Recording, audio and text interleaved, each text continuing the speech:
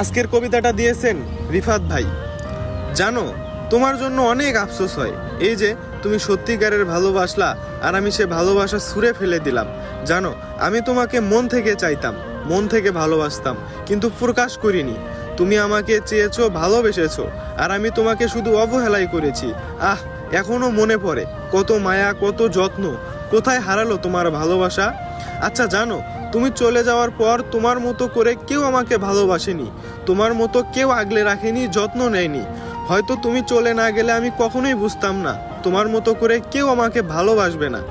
একটা সত্যি কথা কি জানো, আমরা যে জিনিসটা খুব সহজেই পাই সেই জিনিসটা আমরা অবহেলায় ফেলে রাখি। তুমি আমাকে ভালোবেসেছিলে, এতে কোনো দোষ নেই, দোষটা ছিল আমার। খুব সহজেই পেয়ে গিয়েছিলাম, তাই তো মূল্য দেইনি।